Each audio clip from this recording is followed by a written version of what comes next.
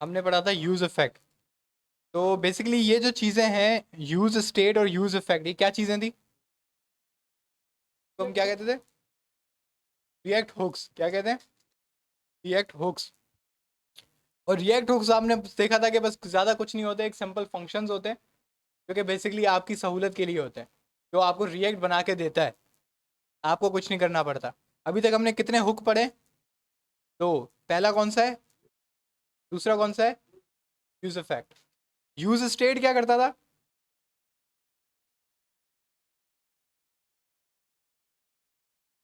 Use state simple एक variable बनाता है जिसमें डेटा स्टोर होता है और कुछ भी नहीं। यूज इफेक्ट क्या करता था? कोई भी काम हमें या कोई भी फंक्शन हमें एक दफ़ा चलाना हो तो हम क्या इस्तेमाल करते हैं? वैसे एक दफ़ा चलाना हो या अगर कोई वेरिएबल बदले तो तब चलाना हो, तो हमने दो कंडीशंस देखी थी। वो दो, हाँ नहीं, दो कंडीशंस हमने देखी थी। यहाँ पे अगर आप देखें तो दो दफ़ा यूज इफेक्ट यूज हुआ है। पहले यूज इफेक्ट में मैंने क्या पास किया है? Empty array. तो ये कितनी बार चलेगा? एक बार। कब चलेगा? जब आपका जो कंपोनेंट है वो स्टार्ट होता है। कब चलता है? जब कंपोनेंट स्टार्ट होता है। कंपोनेंट स्टार्ट के वक्त ये चलेगा। ये कब कब चलेगा? ये वाला यूज इफेक्ट कब कब चलेगा? जब लोडर में, यानी कि जो वेरिएबल है इसमें कोई भी चेंज आएगा तो ये पूरा यूज इफेक्ट दोबारा चल जाएगा। इसमें किसी को भी कोई मसला है? ये कोई समझ में आ रहा है या बिल्कुल ऊपर ऊपर से जा रहा है? देखो, मुझे जो फील हो रहा है ना कि तो तुम लोगों का साइंटेक्स जो है ना बिल्कुल ही पक्का नहीं है। एरो फंक्शन जब भी लगता है ना कहीं पे फंक्शन में एरो फंक्शन पास होता है ना, आपका दिमाग घूम जाता है। अब नहीं, आप लोगों को मैंने ये फील किया है, आप लोगों का ऐसे एरो फंक्शन लिखा हो ना, वार एबीसी, तो आपको समझ आता है। अब आपको समझ आता है, अच्छा ये एबीसी नाम का हमने एक नया फंक्शन बनाया है और ये फंक्शन जो है एरो फंक्शन टाइप का फंक्शन है। यहाँ पे हमें से कोई भी आर्ग्यूमेंट पास करना हो तो यहाँ पे देंगे और उसके बाद फंक्शन बॉडी में जो चलाना हो यहाँ लिखेंगे। अब आपको समझ आता है, सही है। लेकिन इसी के साथ ही जब मैं कोई चीज़ ऐसे लगा लूँ,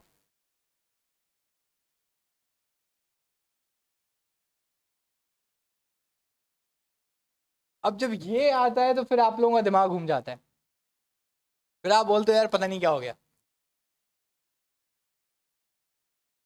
अच्छा। नहीं, हाँ ये आधी बात सही है।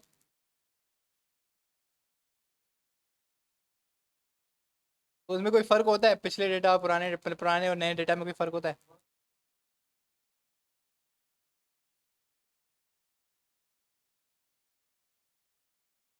सही, अच्छा खासा पता तो है तो सही है।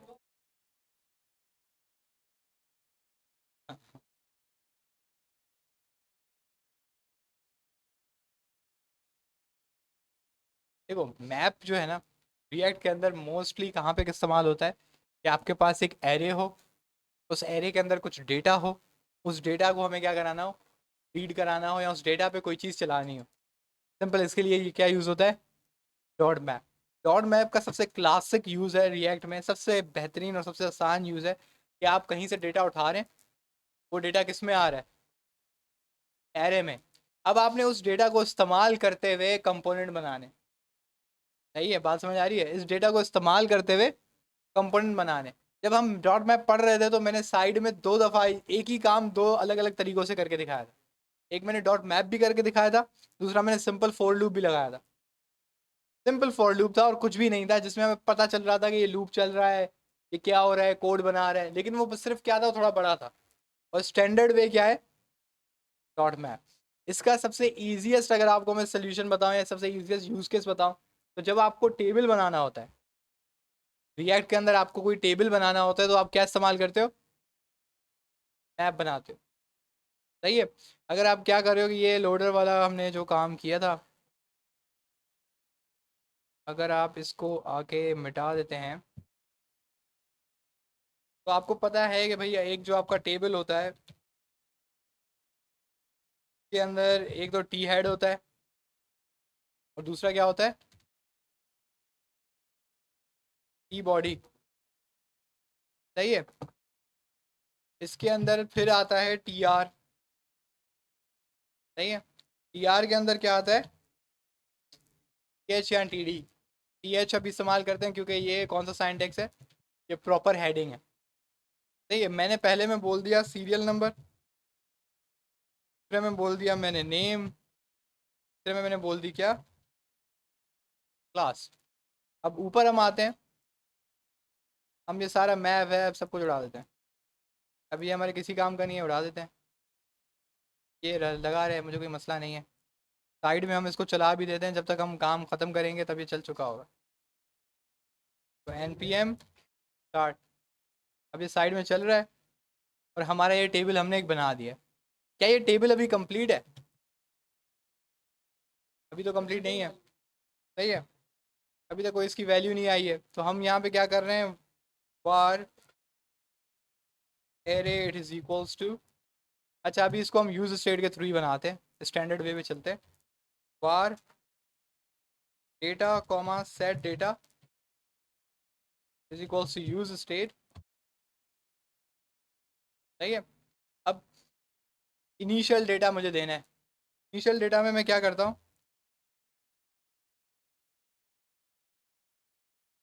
इनिशियल डेटा में मैं पहले एक बॉक्स देता हूँ। इस बॉक्स के अंदर अब मुझे क्या क्या चाहिए, मुझे एस एन ओ चाहिए, एस एन ओ वन आ गया। उसके बाद मुझे नेम चाहिए, आपका नेम आ गया, यहाँ इसको आप आईडी भी कह देते हो नॉर्मली। आपका नेम आ गया, और नेम में आपका ए बी सी आ गया, और क्लास में भी आपका यू डब्ल्यू ई आ गया।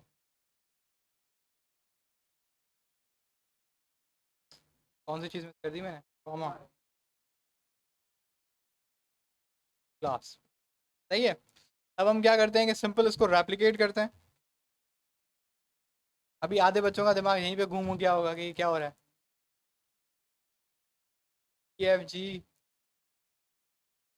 एक्स वाई जी, सही है। क्लास सबकी सेम है।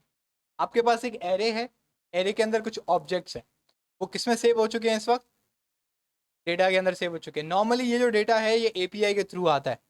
एपीआई क्या है इसको हम अभी देखेंगे, सही है। ये तो मैंने इधर जानबूझ के इधर डेटा बनवा लिया है, हालांकि ये काम हमने कर चुके हैं पहले भी, एग्जैक्टली यही काम हम पहले भी कर चुके हैं। उसके बाद हम क्या करते हैं कि यहाँ पर आकर हमने एक पैरेंथेसिस लगाया, सही है। पैरेंथेसिस लगाने के बाद हमने लिखा data, data dot map. Map में आपको पता है कि मैं क्या पास करूंगा, एक एरो फंक्शन। एरो फंक्शन में यहाँ पर एक आएगा आइटम, आइटम में यहाँ पे आप रिटर्न करेंगे। अब रिटर्न जो होगा ना, ये अब मज़े का कोड है, सही है। क्यों कि आप रिटर्न, हाँ, अब आप रिटर्न में क्या रिटर्न करोगे, सही है। ये बेसिकली बहुत ज़्यादा आगे घुस गया है तभी ये ऐसा दिखा रहा है। अगर इसको थोड़ा आप सीधा करें तो आपको समझ में आएगा कि क्या हो रहा है, सही है। रिटर्न हम करा रहे हैं एक HTML का टैग, कौन सा HTML का टैग, TR। अब इस TR के अंदर मैं इसको बोलता हूँ तुम ले आओ TD। इस TD को हमने क्या कर दिया, एक दो तीन। अब यहाँ पे मैंने दोबारा से ये लगाया, अब मैंने बोला आइटम डॉट ID, सही है। और यहाँ पे मैंने इसको कॉपी किया और मैंने यहाँ पे बोला आइटम डॉट नेम। यहाँ पे आपने लिख दिया आइटम डॉट, ये बात समझ आ रही है, सिंपल, बहुत ही सिंपल, बहुत ही आसान। अब आपके पास ये एक डेटा है, क्या अब ये चल जाएगा, कहाँ पे, अभी लग रहा है चल जाएगा।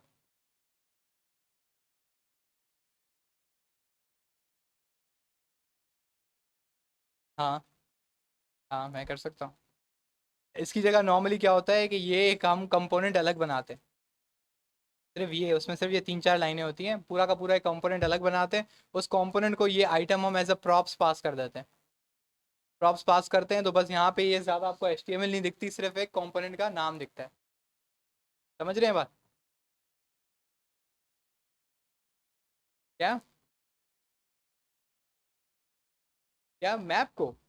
यार मैप का आई थिंक यहाँ पर आप यूज़ देखिएगा, यहाँ पे उसके पास एक और आपको मिलता है। अभी तक तो हम इंडेक्स यूज़ कर रहे हैं ना, सिर्फ आइटम यूज़ कर रहे हैं, तो कॉमा लेके आप इंडेक्स भी यूज़ कर सकते हैं।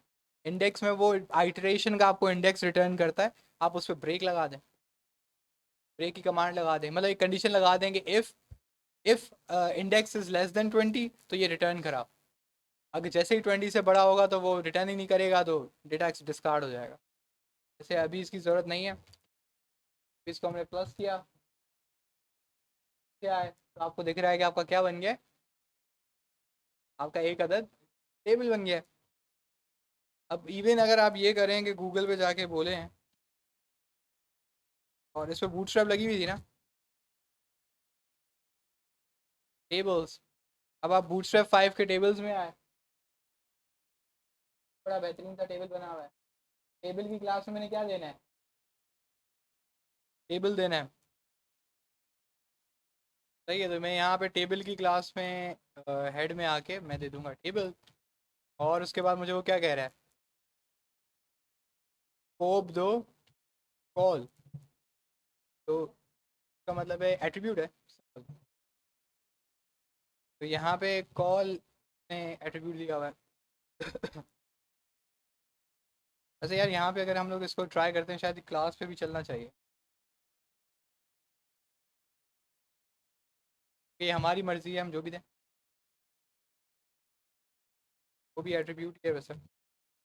यार ये तो सही है, तो हमने इसको कॉपी कर लिया, अब हम इसको पेस्ट कर रहे हैं बार बार। अब हम चलते हैं पीछे। अब जो बाकी हमारे पास टीडीज हैं, सही है, टीडी बाकी नॉर्मल टीडी रह रहे हैं।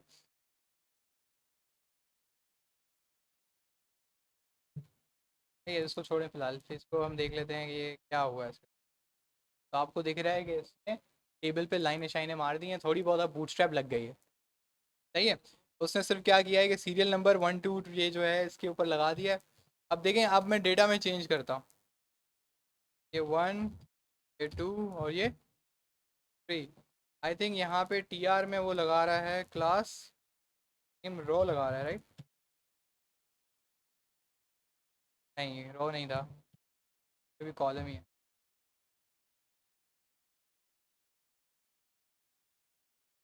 ठीक है, तो अब आप देख रहे हैं कि इसने क्या किया है, एक सिंपल सा आपको बूटस्ट्रैप का टेबल बन गया है। अब इसके जो रॉज हैं, अब आप इस बात पे गौर करें, ये मैप का क्या, ये मैप का क्यों काम था? सही है, इसको हमने नॉर्मल तरीके से क्यों नहीं किया, एक सिंपल हम टीडी बनाते, सिंपल टीआर बनाते जैसे हम एचटीएमएल में करते थे। मैप का इस्तेमाल करने का वजह क्या थी? अब मैप का इस्तेमाल करने की ये वजह थी कि आपको इस बात की टेंशन नहीं लेनी कि इसकी रॉस कितनी है। सही है, डेटाबेस से जितना डेटा आएगा ये ऑटोमेटिकली उतनी रॉस पर क्या बना देगा, टेबल। सही है ना, क्योंकि हमारा सबसे ज्यादा काम रिएक्ट में किसके साथ है, डेटा के साथ। तो डेटा पीछे से जो भी आएगा, डेटाबेस से जो भी डेटा आएगा, ये उसका सिंपली क्या कर देगा, सारी की सारी टेबल बना देगा, आपको कोई टेंशन लेने की जरूरत नहीं है। सही, वो 200 रॉज हो, 300 रॉज हो, आपने बस कोड कर दिया ये, बस आपका टेबल अब ऑटोमेटिक, ये मैप अब खुद ही करेगा। हाँ, स्ट्रक्चर आपने एग्जैक्ट यही बनाना है, आप ये एग्जैक्ट स्ट्रक्चर बनाएंगे। आपका ये डॉट मैप क्या करता है बेसिकली, अब डॉट मैप किस पे चल रहा है, डेटा पे। अब डेटा में जितना डेटा आएगा ना, ये उतनी लूप्स चलाएगा, समझ रहे हैं, उतनी आइट्रेशन चलेगी, उतनी आइट्रेशन चलेगी, तो हर आइट्रेशन पे क्या बन रहा है, एक HTML का पूरा TR, यानी कि HTML की पूरी रॉ बन रही है। अब आप इसको यहाँ पे कंट्रोल भी करते हैं, देखते हैं हमारे पास एक एरर आता है नॉर्मली,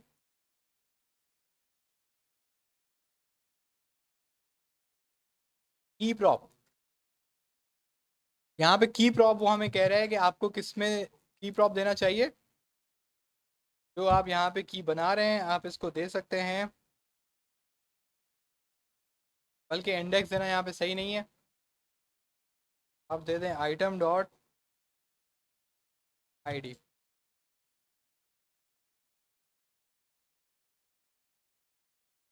वैसे किसी को समझ आया मैंने क्या किया? एक और कहीं पे मैंने क्लास दे दी है, ये रही। अब आप देख रहे हैं ये वार्निंग थी, इस पे उसने कोड को ब्रेक नहीं किया, बस वो वार्निंग थी कि आपने गलती करी है, इसको सही करो। क्योंकि आप इसको ज़रा गौर से सुनेंगे, जो आपकी, यार ये भी हटा दें, ये क्या चीज़ है, error while trying to use the following icon for the manifest, ठीक है, डाउनलोड एरर सोर्स एरर। तो ये कह रहा है कि ये मैं इस लोगो को ढूंढने की कोशिश कर रहा हूँ, लेकिन मुझे ये लोगो मिल नहीं रहा। लेकिन मेरे भाई तुम्हें किसने बोला? सही है। तो ये मुझे मैनिफेस्ट में पता लग रहा है कि इसने मैनिफेस्ट पे ना कोई लोगो 192.png उठाया हुआ है, और ये लोगो कहाँ पे पड़ा होना चाहिए, इसका कोई पब्लिक यूआरएल है, सेव आइकन जहाँ पे हो। सही है, तो अगर आप पब्लिक में आओ तो हाँ, यहाँ पे मैंने बेसिकली वो डिलीट कर दिए थे। सही है, तो मैंने वो सारे वो डिलीट कर दिए थे, इस वजह से अब ये एरर दे रहा है। आई थिंक हम लोग अगर माई ऐप 2 में जाएं और इसकी पब्लिक में जाएं, तो ये पड़े हुए हैं लोगो 192 और लोगो 512। अगर आप माई ऐप 2 में दोबारा आएँ, आप पब्लिक में आ गए, यहाँ पे हमने लगा दिए, अब हम इसको दोबारा चलाते हैं, तो अब आपकी रिएक्ट की ऐप में कोई भी एरर नहीं है, हमने सारे एरर हटा दिए। ठीक है, होना यही चाहिए कि आपको कोई एरर ना दिखे। तो इसका मतलब है कि अब जो आपकी रिएक्ट की ऐप चल रही है ना, परफेक्टली चल रही है, ना कोई वार्निंग है, ना कोई एरर है, जीरो एरर जीरो वार्निंग, सब कुछ साफ सुथरा चल रहा है। ठीक है। लेकिन नॉर्मली जब आपकी रिएक्ट ऐप कॉम्प्लेक्स होती है, तो आपको 10-15 एरर दिख रहे होते हैं बड़े मज़े से। सही है, वो वार्निंग्स भी होती हैं, क्योंकि मसला ये होता है कि कुछ लाइब्रेरीज पुरानी होती हैं, कुछ लाइब्रेरी नहीं होती है, तो वो आपस में कॉन्फ्लिक्ट कर रही होती हैं, तो उनका क्या आ रहा होता है, एरर्स। तो ज़रूरी नहीं कि आपकी तरफ से एरर हो, वो लाइब्रेरी का भी एरर आ रहा होता है उसके साइड में, लेकिन लिखा हुआ होता है। जैसे मुझे याद पड़ता है कि हम काम कर रहे थे कि रिएक्ट राउटर का काम था, अब उसमें एक एट्रीब्यूट जो था वो रिएक्ट राउटर में देना लाजमी था, अगर आप वो ना दोगे तो आपका काम नहीं होगा। लेकिन अब वो कह रहा था कि इसको इस्तेमाल ना करो, ये पुराना वर्जन है। सही है, तो एक तरह से वर्जन क्लैश था। लेकिन अब वो एरर हो ना हो, मुझे कोई फ़र्क नहीं पड़ रहा था, क्योंकि काम सारा सही हो रहा था। सही है, तो मैप का आपको अब समझ आया, मैप क्या करता है? हाँ, देखें, एपीआई से डेटा कैसे आता है, आपको ना ये एक्सपेरिमेंट करके दिखाते हैं। आप लोगों के साथ साथ ना मेरी भी वो स्पीड प्रोग्रामिंग अच्छी हो रही है। तो यहाँ पे देखें, हमने एक फंक्शन बनाया था। फंक्शन कौन सा बनाया था? सेट टाइम आउट, याद है? अभी तक सबको समझ आ रहा होगा, ये सिंपल सा फंक्शन है, लेकिन अभी आप लोगों का दिमाग थोड़ा घूमने लगेगा। सबसे पहले तो आपने इसको एक एरो फंक्शन देना है as a call back function. उसके बाद आपको बताना है कि कितने मिनट सेकंड्स के बाद आपका डेटा आएगा। इसका क्या मतलब है, कितने सेकंड के बाद? 5 सेकंड के बाद। अब सेट टाइम आउट में मैं सेट करता हूँ कि मेरे भाई, सेट डेटा कर दो, कौन सा? अब ये टिपिकल आई वो एपीआई वाला केस है, क्योंकि एपीआई फौरन से आपको डेटा नहीं देती, वो कुछ सेकंड लेती है। सही है, तो ये मैंने यहाँ पे पेस्ट कर दिया। और ये जो मेरा, जाहिर सी बात है, ये मुझे ऊपर ऊपर लिखना चाहिए, हमेशा यूज स्टेट सबसे ऊपर होता है। सही है, क्योंकि आप क्या बना रहे हो, वेरिएबल्स। हाँ, क्या क्या बना रहे हो, वेरिएबल्स। अब वेरिएबल यहाँ पे मैंने इस्तेमाल कर लिया सेट डेटा, और वो डिक्लेयर नीचे हो रहा है, तो मुझे एरर देगा ना कि सेट डेटा तो कोई है ही नहीं। अब जरा इसको पहले समझने की कोशिश करते हैं हो क्या रहा है। इसका मतलब कि जब टेबल चलेगा तो उसके अंदर कोई डेटा नजर आएगा नहीं, लेकिन जब 5 सेकंड गुजर जाएंगे तो क्या ये डेटा आ जाएगा?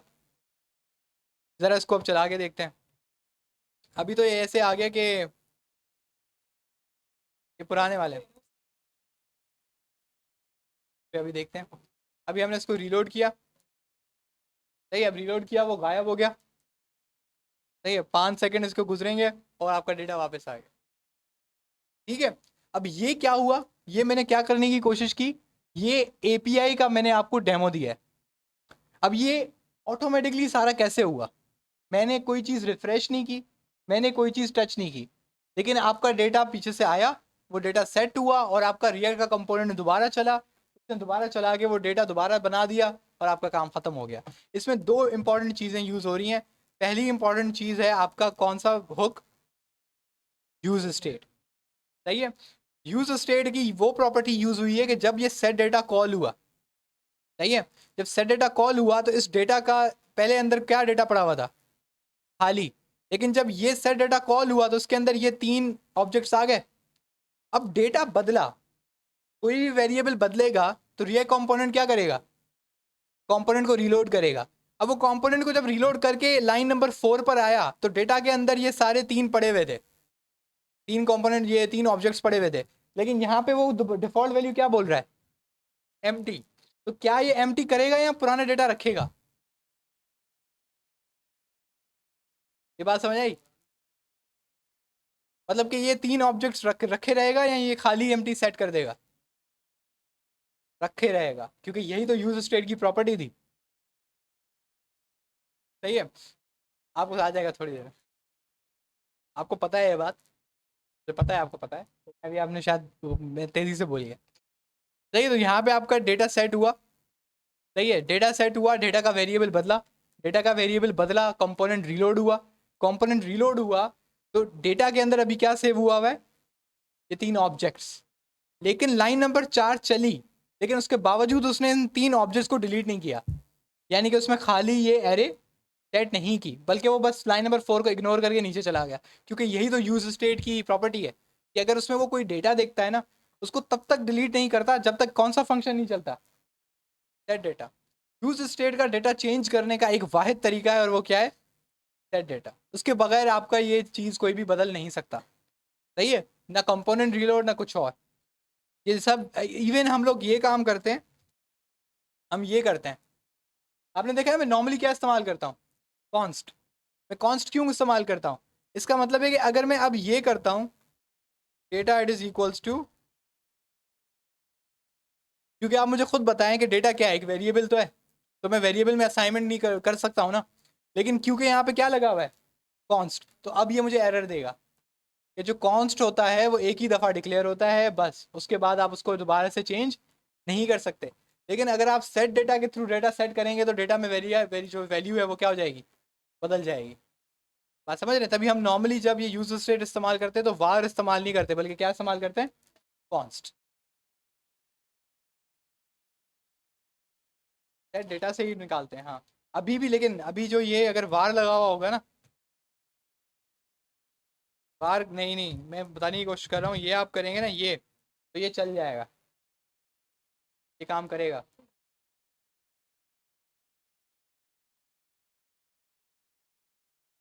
नहीं नहीं, यहाँ पे आप लाइन बाय लाइन देखो, दिमाग को ऐसे चलाओगे, लाइन बाय लाइन एग्जीक्यूशन है। लाइन बाय लाइन एग्जीक्यूशन हुई, लाइन नंबर 4 में इसके अंदर क्या सेव हुआ, मैंने 0 कर दिया।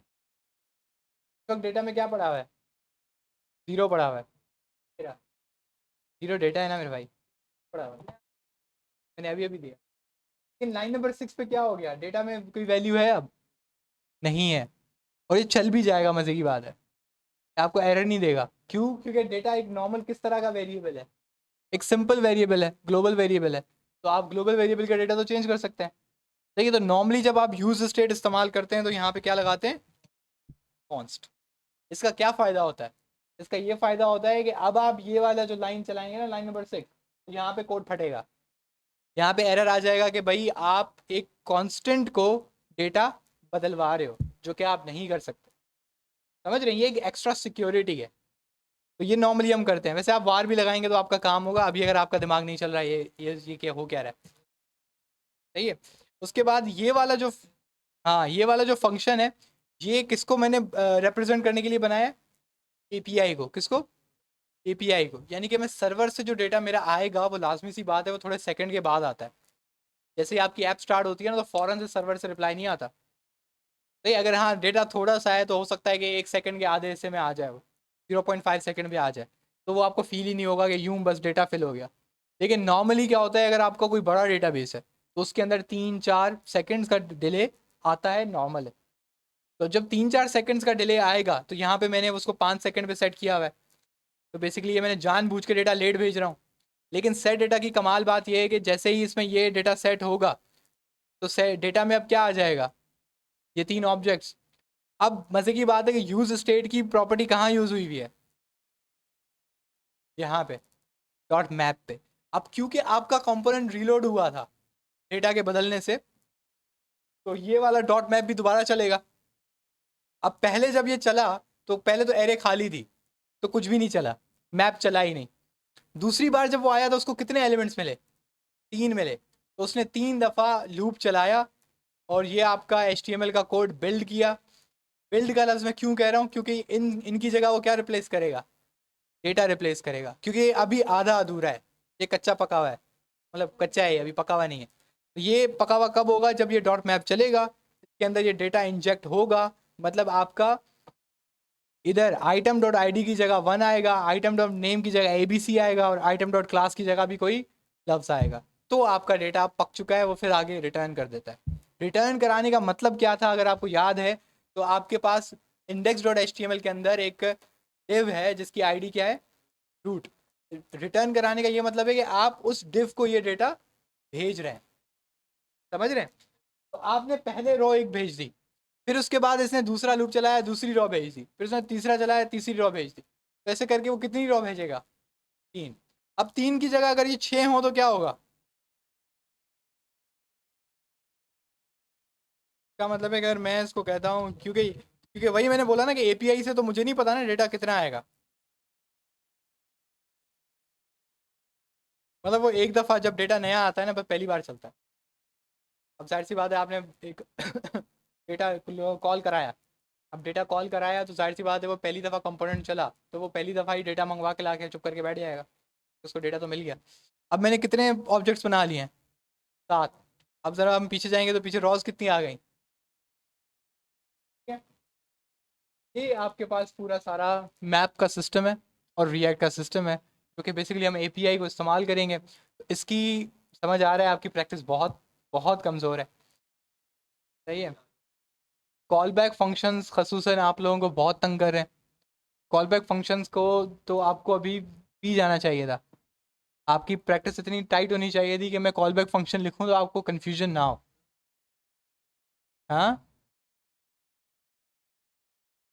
आपका संडे वाला है ना?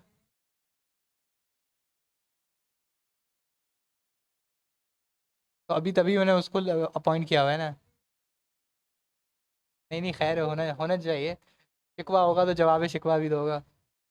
तो देखो, मुझे ये पता लगा था कि कल लास्ट टाइम कौन कौन आया था संडे वाले दिन।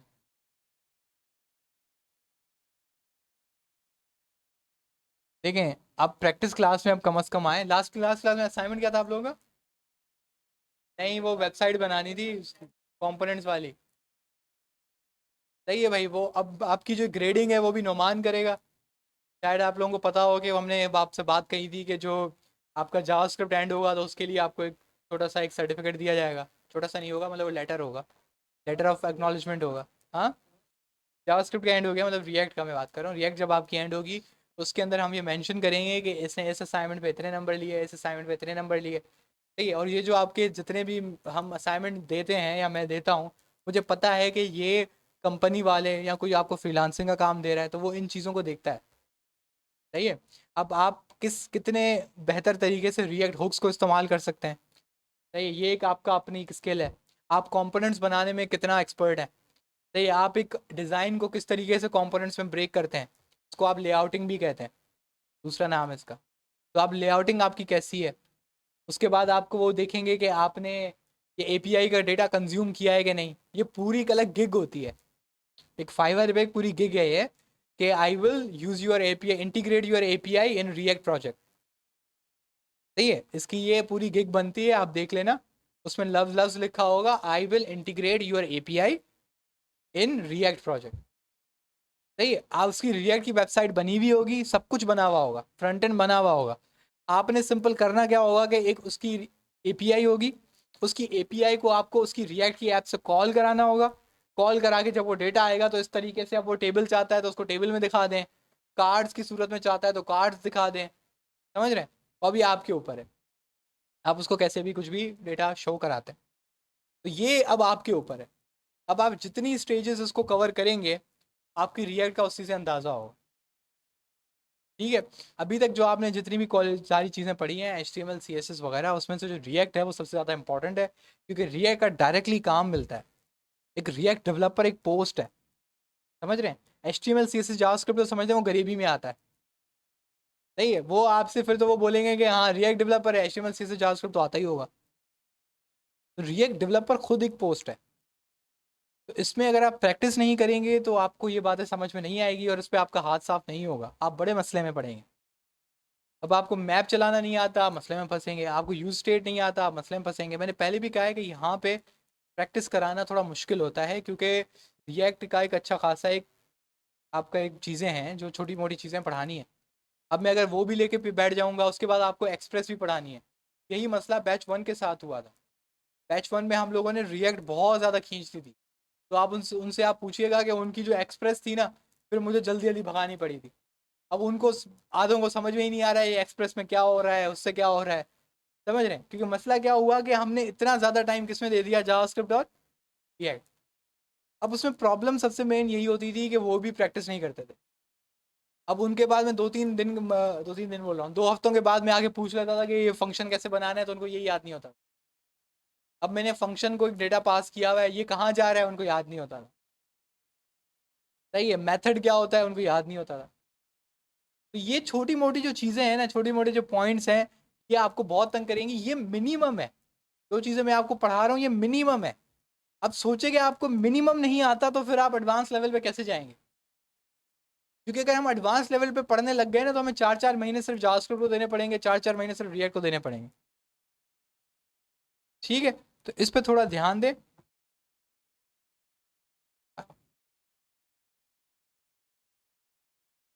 एक रिएक्ट का एक इम्पॉर्टेंट टॉपिक है, इसमें बेसिकली हम लोग करेंगे ये कि हमने कल बात की थी कि रिएक्ट किस तरह की एप्लीकेशन होती है, 1 पेज एप्लीकेशन, यानी कि उसका एक ही HTML का कोड है। तो अब प्रॉब्लम ये है कि हमें पेज बदलना है। हमें इंडेक्स से अबाउट, अबाउट से कॉन्टैक्ट अस, इस पेज पे जाना है। सही, जैसे हम नॉर्मल HTML में करते थे। अब HTML में सबसे आसान क्या होता था? एंकर टैग होता था। एंकर टैग के अंदर href होता था। href के अंदर हम उस पेज का URL देते थे या फिर उसकी लोकेशन बता देते थे। तो जब भी वो एक टैग को हम क्लिक करते थे, आप उस पेज पे चले जाते थे। लेकिन रिएक्ट में तो हम कह रहे हैं कि कितने HTML के पेजेस होते हैं? सिर्फ एक। तभी हम उसको क्या कहते हैं? 1 पेज एप्लीकेशन। अब मसला ये है कि वेबसाइट एक पेज पे तो नहीं बनती, मतलब हमें दिखती नहीं है कि वो एक पेज पर है, लेकिन वो बनी भी एक पेज पर ही है रिएक्ट की। तो लेकिन ये होगा कैसे? अब मुझे अबाउट पे जाना है, मुझे साइन इन पे जाना है, मुझे लॉग इन पेज पे जाना है। अब इतने सारे पेजेस मुझे बनाने हैं। अब मैं इन पेजेस के बीच में जाऊं कैसे? आपने नेविगेशन बार बना लिया था, जिन बच्चों को प्रैक्टिस के लिए वेबसाइट दी थी। अब उस नेविगेशन बार में लिखा हुआ है home, about us, contact us, sign in. अब आप जिस पे भी क्लिक करेंगे वो चलेगा ही नहीं। सही है, क्यों नहीं चलेगा? क्योंकि आपके पास पेज ही एक है। तो आप स्लैश अबाउट पे कहाँ जा रहे हैं आप? बात समझ रहे हैं? तो अब ये मसला है। अब उस मसले का हल किसके थ्रू निकाला गया? React router. सही है, राउटर का बेसिकली अगर आप मतलब देखेंगे कि वो किसी की डायरेक्शन बदलता है। सही है, राउटर अगर आप मोटर मोटर देखिए, राउटर तो राउटर कहते हैं। तो वो सिंपल क्या कहता है, वो एक चीज को का फ्लो जो है दूसरे पॉइंट पे ले आता है, मतलब पॉइंट ए से लेके कहाँ पे? Point B. तो यही काम हमें बेसिकली रिएक्ट ऐप में करना है कि हम लोग अगर फर्ज करो इंडेक्स पे खड़े हैं तो हम कहाँ चले जाएं? अबाउट पे। वो हमें राउट कर दे। सही है, जब आप सर्वर वाला पार्ट पढ़ेंगे, जब आप नोड जेएस पढ़ेंगे और उसमें एपीआई बनाना सीखेंगे, तो ये आपको राउट का लफ्ज बहुत सुनाई देगा। सही, अभी तो जस्ट इसका स्टार्ट है। तो मतलब ये आप कर क्या रहे हैं कि आपका यूजर एक जगह पे खड़ा है, आप चाह रहे हैं कि उसको यहाँ से उठा के वहाँ ले जाया जाए। अब ये काम हम रिएक्ट में कैसे करेंगे? उसका पैकेज है रिएक्ट राउटर। यहाँ पे आपको उसका वर्जन बता रहा है, वर्जन कौन सा है? 6.3। इसका बहुत ख्याल रखना है, क्योंकि रिएक्ट राउटर 5 जो है वो बिल्कुल मुख्तलिफ है as compare to React router 6।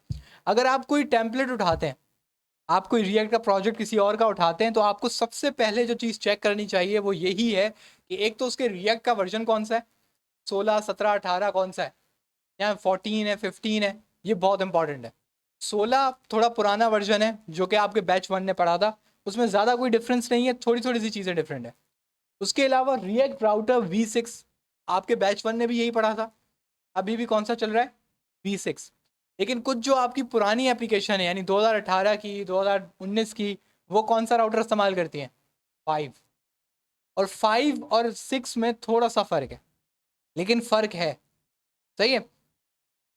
अब आपको ये देखना है कि इस पे काम होगा कैसे, पहली चीज।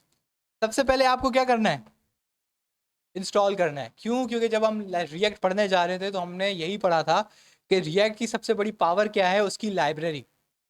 आपको जो चीज़ चाहिए आप उसका क्या इंस्टॉल कर लें, लाइब्रेरी। हमने कल स्पिनर बनाया था, याद है वो स्पिनर? तो स्पिनर का मैंने खुद बनाया था? नहीं, मैंने क्या इंस्टॉल कर ली थी, लाइब्रेरी। तो इसमें भी हम एक लाइब्रेरी इस्तेमाल कर रहे हैं और आप देख रहे हैं कि रिएक्ट राउटर @6। तो इस पर ज़्यादा दिमाग नहीं चलाना है, बस उसको कॉपी करना है और आपने जाके इसके टर्मिनल में चला देना है।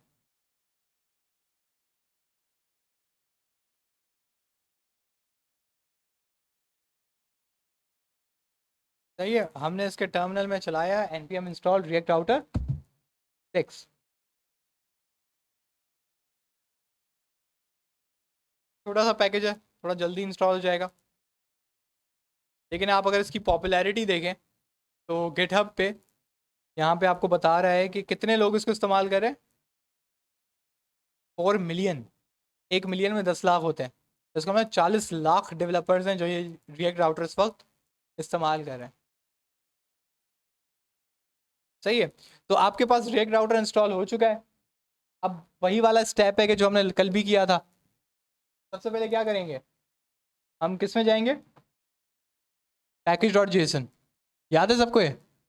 package.json में हम क्या चेक करेंगे, यहाँ पे क्या आ चुका है, रिएक्ट राउटर डॉम।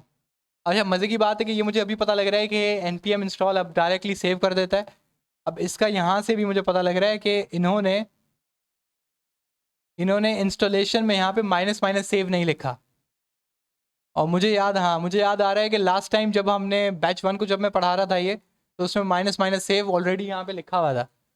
अब उन्होंने भी हटा दिया है क्योंकि इनका भी ये थोड़ा अपडेटेड वर्जन है, क्योंकि अब इनको समझ आ गई है कि npm minus minus save use नहीं कर रहा, वो डायरेक्टली सेव कर दे रहा है। और वो हमें दिख भी रहा है प्रैक्टिकल। वर्जन कौन सा हो गया, 6.3.0। अब इसको इस्तेमाल करने के ना कुछ स्टेप्स हैं, ठीक है। सबसे पहले क्या करते हैं, कचरा साफ करते हैं, क्योंकि ज़्यादा जो समझ आता है वो खाली खाली हो तो अच्छा है। सही है, ये बड़ा बेहतरीन सा हमने कोड किया है, लेकिन चलो दोबारा कर लेंगे। अब मैं किस फाइल में खड़ा हूँ, app.js है, राइट। अगर आप इस पे आएंगे तो गूगल पे आपने आना है जब भी आप राउटर का काम करने लगे। यहाँ पे आके लिखना है आपने रिएक्ट राउटर। तो सबसे पहला पहला पेज जो होगा रिएक्ट राउटर वालों का होगा। सही है, अब यहाँ पे बराबर में आप देखेंगे यहाँ पे इंस्टॉलेशन। अगर आपने इंस्टॉल करना है तो पहले आप किस में जाएं, इंस्टॉलेशन। उसके बाद आपके पास है क्विक स्टार्ट। तो क्विक स्टार्ट में जब आप आएंगे तो आपको ये पहला पहला कॉन्फ़िगरिंग राउट्स का सैम्पल कोड दिख जाएगा। सही है, सैम्पल कोड क्या है, ये आपको बेसिकली वो बता रहे हैं कि इसको इस्तेमाल कैसे करना है। सही है, ये तकरीबन वैसा ही काम है जैसे हमने कल स्पिनर में किया था। स्पिनर का भी हमने देखा था, वो सब कुछ लिखा हुआ था, हम बस कॉपी करके क्या कर रहे थे, पेस्ट कर रहे थे। अच्छा मुझे एक बात बताएं, कोई इसको पहचानेगा ये कौन सी फाइल है, ये कौन सी फाइल है? ये इंडेक्स जेएस की फाइल है, कैसे पता लगा? ये क्रिएट रूट की जो कमांड रिएक्ट डॉम की लगी हुई है, किसमें के अंदर होती है, index.js। इसमें हम क्या करते हैं, ये वाली कमांड अगर आप देखेंगे, अब देखें थोड़ा सा डिफरेंस हो गया है। पहले रिएक्ट डॉम स्लैश क्लाइंट नहीं होता था, डायरेक्ट रिएक्ट डॉम होता था। अब इन्होंने स्लैश क्लाइंट किया है, तो थोड़े बहुत डिफरेंसेस हैं। हम इस पूरे को कॉपी करेंगे, ये इंपोर्ट है बेसिकली, जो कि अभी अभी हमने पैकेज इंस्टॉल किया वहाँ से इंपोर्ट करवा रहे हैं हम लोग। तो हम index.js में जाएंगे और index.js में जो वहाँ पे राउट कोड हुए हुए थे वो हमने पेस्ट कर दिया। अच्छा, ये रिएक्ट डॉम ऑलरेडी ऊपर इंपोर्ट हुआ हुआ है, तो इसकी हमें ज़रूरत नहीं है, हमने जस्ट ये सेकेंड वाला रहने दिया। अब आते हैं इस कोड पे, ये किसके अंदर कोड लिखा हुआ है, root.render। और मेरे root.render में क्या लिखा हुआ है, ऐप सिर्फ। सही है, अब ये थोड़ा कंफ्यूजिंग है, समझ रहे हैं? तो इसको हम आसान कैसे बनाते हैं, आपने करना क्या है, आप ऊपर देखें यहाँ ये कितने कंपोनेंट्स वो इंपोर्ट कर रहा है, 3। पहले कंपोनेंट का नाम क्या है, ब्राउजर राउटर, दूसरे का, तीसरे का राउट। पहला है ब्राउजर राउटर, दूसरा है राउट्स, तीसरा क्या है, राउट।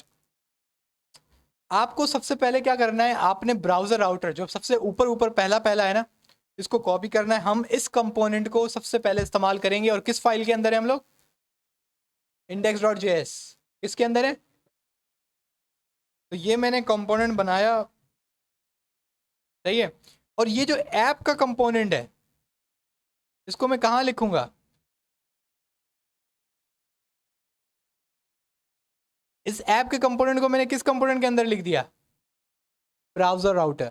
ये बेसिकली मैं क्या कह रहा हूँ, इसको मैं कह रहा हूँ कि राउटर को मैं बता रहा हूँ कि तुम्हें किसको हैंडल करना है, ऐप को, सही है। यहाँ पर हम बेसिकली इनिशियलाइजेशन कर रहे हैं, हम रिएक्ट का जो राउटर है उसका काम स्टार्ट कर रहे हैं। तो पहला स्टेप क्या है कि मुझे उसको बताना है कि ये राउटर लगेगा किस पे, अब किस पे लग रहा है, ऐप पे, सही है। इसको आप यहाँ पे छोड़ दें, यहाँ पे ज़्यादा गंद ना मचाए, सर इसके लिए काफ़ी है। उसके बाद आप क्या करें, उसके बाद इसने कौन सा यूज़ किया हुआ है, राउट्स, सही है। तो हम app.js में जाएंगे। अच्छा यहाँ पे आप एक बात नोट करें, सिर्फ ये यूज़ हुआ है, ये दो तो यूज़ ही नहीं हुए, सही है। तो हम क्या करेंगे, पहले इसको कॉपी करेंगे और हम इन दोनों को मिटा देंगे, क्योंकि अभी इनमें हमारा कोई काम नहीं है। बात समझ आ रही है। यहाँ पे हमने कौन सा कंपोनेंट यूज़ किया है, तो राउट और राउट्स की ज़रूरत थी, नहीं थी, हो रहे हो गया, सही है। तो आप app.js में आओ हमने वही चीज़ दोबारा कॉपी कर ली। अब आपको पता है कि ब्राउज़र राउटर मैंने कहाँ इस्तेमाल कर लिया है, तो मुझे इसका मतलब है यहाँ पे इसकी ज़रूरत तो नहीं पड़ेगी। तो यहाँ पे मुझे किस किस चीज़ की ज़रूरत पड़ रही है, राउट्स और राउट। अब इस कोड में दोबारा है, सबसे पहले उसने क्या इस्तेमाल किया हुआ है, राउट्स, मतलब सबसे पहले तो ब्राउज़र राउटर है, ठीक है। सबसे पहले कौन सा है, वो हमने इस्तेमाल कर लिया किसके अंदर, index.js। और ब्राउज़र राउटर किसको रैप कर रहा था, app.js। तो ब्राउज़र राउटर के बाद कौन है, राउट्स। तो हम इस राउट्स को उठाएंगे और यहाँ पर आके हम क्या करेंगे,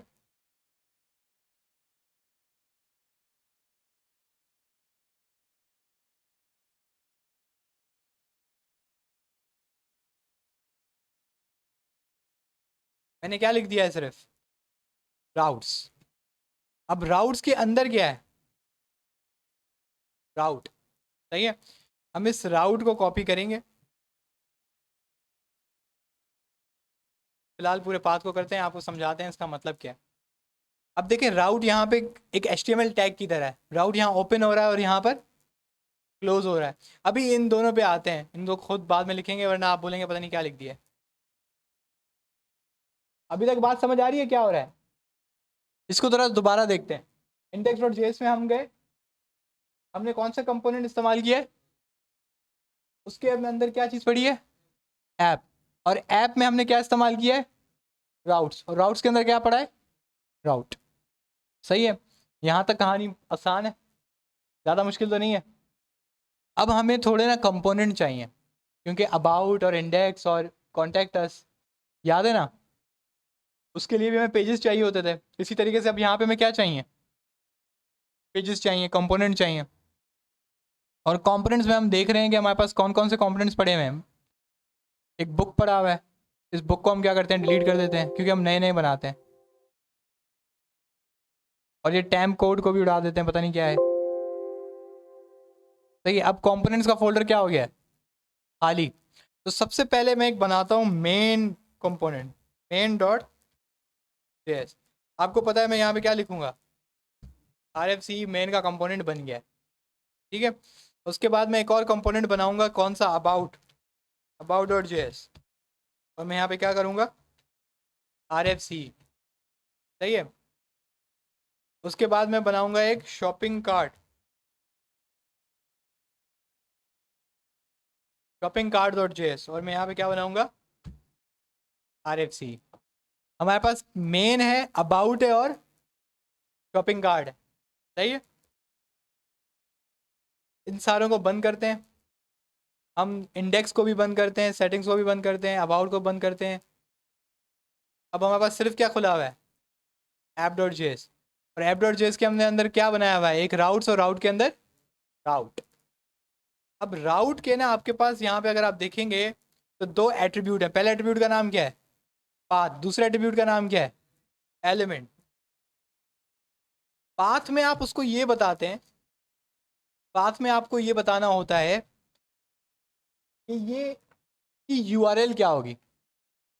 सही है, उसकी यूआरएल क्या होगी। यूआरएल याद है आपको, अगर आप अबाउट डॉट एचटीएमएल करते थे तो आपको क्या आता था, local host slash about dot HTML. अगर आप पॉलिसी डॉट एचटीएमएल पे क्लिक करते थे तो क्या आता था, local host slash policy dot HTML. याद है, याद है बेसिक आपकी वो एचटीएमएल सीएसएस है। अब आप पाथ में आकर हमने सबसे पहले इसको क्या दिया है, सिर्फ फॉरवर्ड स्लैश। इसको अभी समझते हैं क्या चीज़ है। उसके बाद हम आए एलिमेंट में। एलिमेंट में हमने उसको क्या दिया, मेन का कंपोनेंट। ये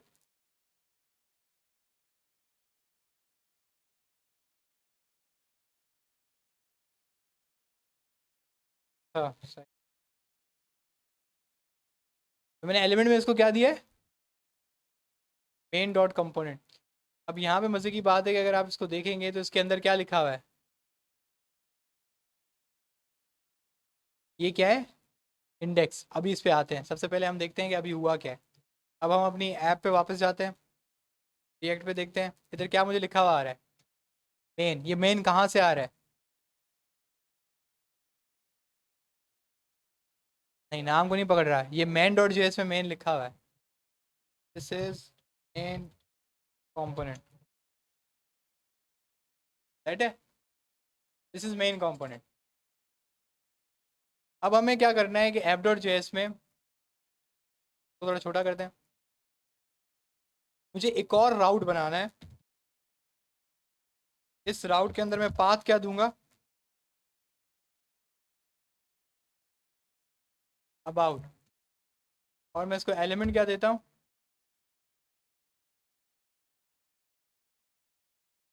अबाउट का बनाया, किसका बनाया मैंने, अबाउट डॉट जेएस।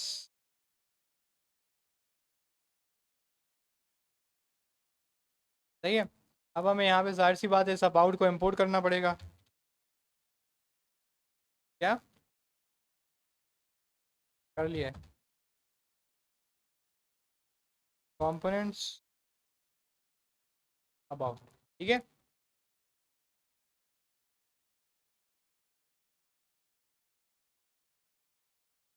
ये तो इसका एक और तरीका है,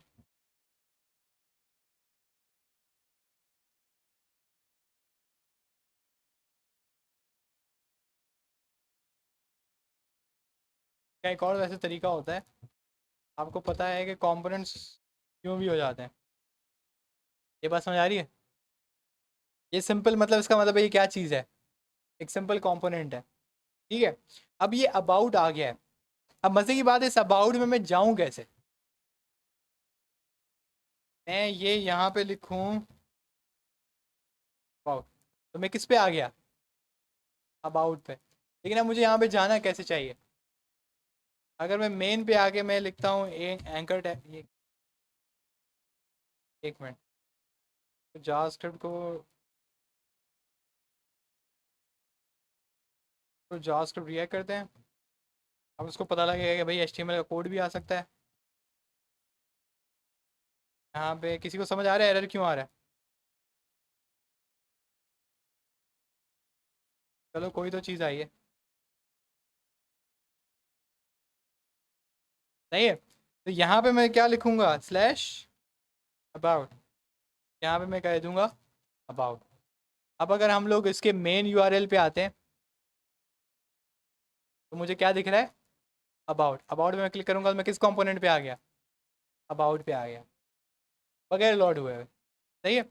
अगर आप अबाउट में अंदर आप जाएं, अबाउट डॉट जे एस, अब मज़े की बात आपने देखी कि ऐप डॉट जेएस में about dot JS directly call नहीं हो रहा, जैसे पहले हम नेस्टेड कंपोनेंट बनाते थे ना, कि हम कंपोनेंट इंपोर्ट करते थे, यहाँ पे कंपोनेंट इंपोर्ट नहीं हो रहा, बल्कि मैं उसको किस में पास कर रहा हूँ, राउट में।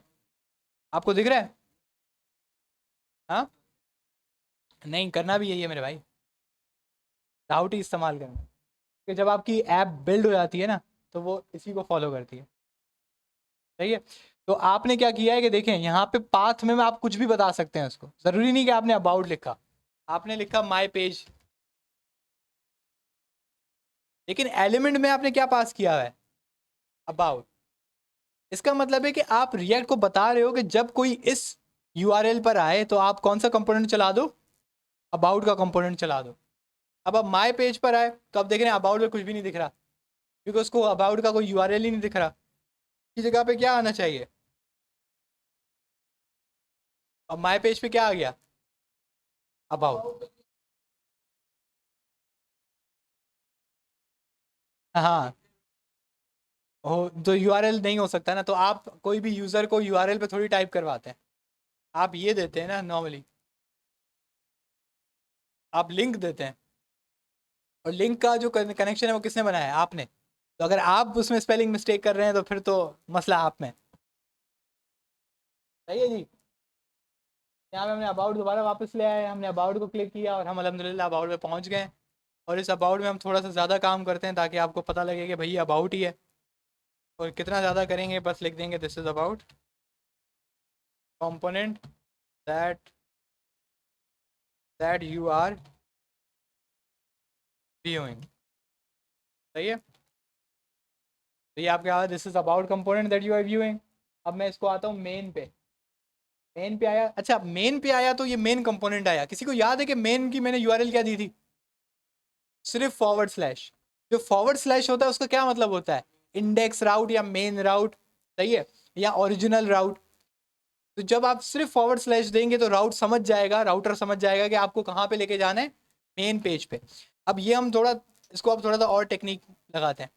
मैं अबाउट के पेज पे आता हूँ, ये अबाउट का पेज है, याद है सबको। इस अबाउट के पेज में ये जो डिव है ये फ्रैगमेंट के अंदर डालते हैं, लेकिन इसके ऊपर हम लोग एक एक अदद एक ए का लिंक लगा देते हैं। सही है। इसके अंदर हम लोग एचरेफ देते हैं, कौन सा, फॉरवर्ड स्लैश का। क्या मैंने दिया है, फॉरवर्ड स्लैश। अगर आप पाथ में जाएं, पाथ में फॉरवर्ड स्लैश किसका है, मेन का, तो यकीनन इसको मेन पे वापस आना चाहिए। तो अब हम क्या किया, हमने इसको रीलोड किया। अब मैं अबाउट पे गया, अबाउट मुझे होम का बटन दिखा, मैं होम पे दबाया, मैं दोबारा मेन पे आ गया, मैं मेन पे दबाया, फिर अबाउट, फिर होम, फिर अबाउट, फिर होम। सही है। नहीं ये रीलोड नहीं है, ये बेसिकली वो आपका जो पूरा पेज है ना वो चेंज कर रहा है, कोड बदल रहा है, लेकिन ये रीलोड नहीं है। सही है। क्या, नहीं नहीं ये रीलोड नहीं है, ये सिर्फ आपका कंटेंट बदल रहा है। अभी थोड़ी चीज़ और बदलेंगे तो आपको फिर पक्का लगेगा कि नहीं अब तो रीलोड नहीं हुआ। एक और मेन चीज़ रहती है, उसमें हम उसको देखेंगे। अब ये था सिंपल क्या, राउट। अब आप सारा कोड कहाँ से छाप रहे हैं, इस वेबसाइट से। और ये कौन सी वेबसाइट है, रिएक्ट राउटर। अब तक आपने क्या काम किया है कि सिर्फ आपने मेन राउट बनाया है, और उसके बाद क्या बनाया है, उसका चाइल्ड राउट, और कुछ बनाया है? नहीं बनाया। अब एक और चीज़ आती है आपके पास जो बेसिकली रिएक्ट की असल पावर है। अब अबाउट में आते हैं, अबाउट में आके आप एक हरकत करते हैं, यहाँ पे आप लिखते हैं आउटलेट। क्या लिखते हैं, आउटलेट। अब ये आउटलेट का जो टैग है ये कहाँ से इंपोर्ट हो रहा है, ये ऑटोमेटिक इंपोर्ट कर लेता है, वरना मुझे खुद करना पड़ता है, ये रिएक्ट वो वीएस कोड कभी कभी कर लेता है। सही है। तो आउटलेट किस में से इंपोर्ट हुआ है, रिएक्ट राउटर डोम से। चलें अब हम इस अबाउट को देखते हैं। अबाउट में कोई भी चेंज आया है, अबाउट में कोई भी चेंज आया है। हम क्या करते हैं, इधर एच आर लगा देते हैं।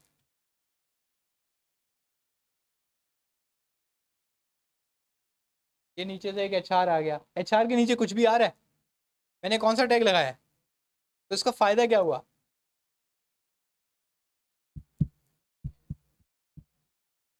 ये मैंने आउटलेट का एक टैग लगाया है, आउटलेट का टैग लगाया, ये आउटलेट कहाँ से इंपोर्ट किया है, लेकिन मैंने लगाया तो कुछ भी नहीं हुआ। बात समझ आ रही है, कुछ भी नहीं हुआ।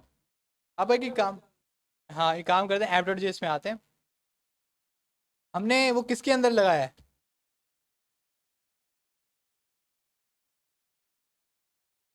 तो थोड़ा छोटा करते हैं ताकि आपका एक लाइन में है। ये किसका राउट है, अबाउट का। इसको थोड़ा ना आज़ाद करते हैं, थोड़ा सा ना पिचक गया है। ये राउट्स क्लोज हो रहा है, ये आपका अबाउट कॉल हो रहा है। इस अबाउट के बीच में हम आएंगे, सही है।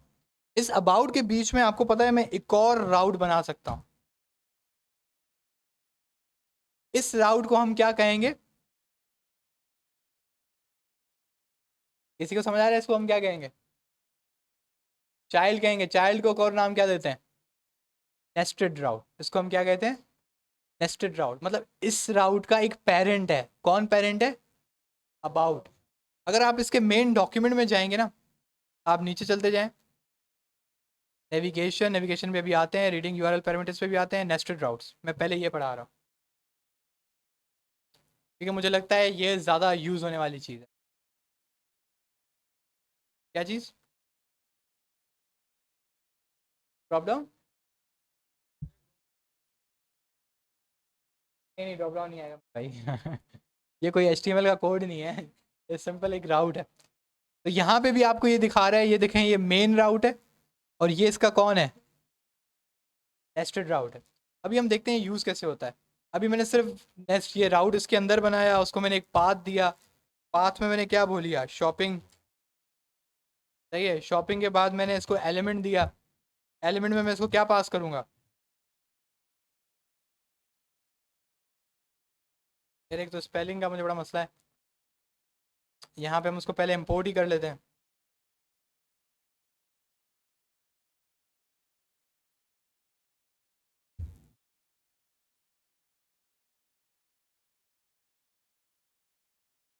शॉपिंग कार्ड, सही है।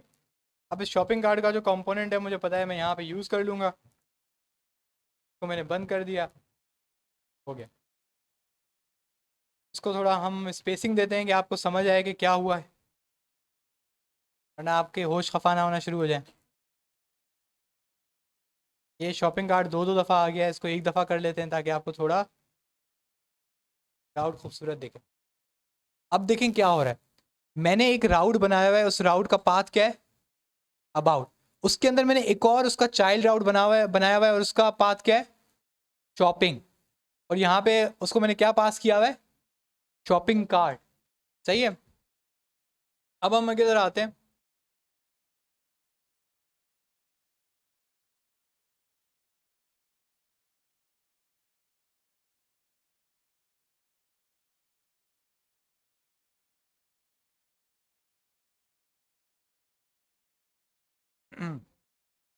यहाँ पे आपको क्या एरर दे रहा है, एब्सोल्यूट राउट स्लैश शॉपिंग।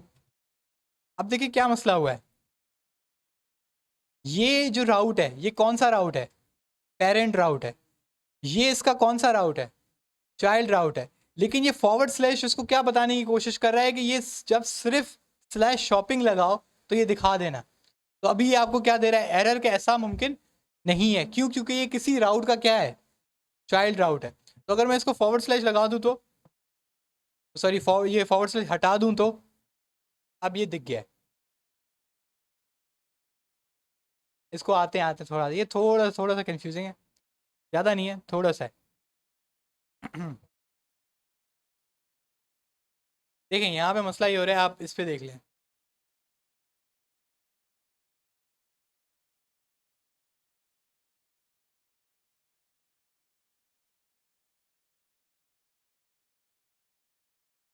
ये आपका मेन राउट है, इस राउट का नाम क्या है, इनवॉइसेस। और इसके अंदर एक छोटा राउट है, उस राउट का नाम क्या है, सेंट, ठीक है।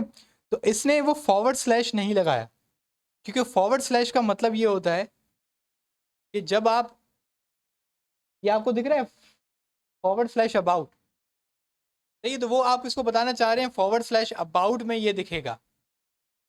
एक मिनट, हम लोग उसमें शॉपिंग कार्ट में जाते हैं, शॉपिंग कार्ट कुछ ऐसे ही। शॉपिंग कार्ड में है, यहाँ पे आके हम देखते हैं शॉपिंग, तो नीचे आपको दिख रहा है वो, सही है। तो यहाँ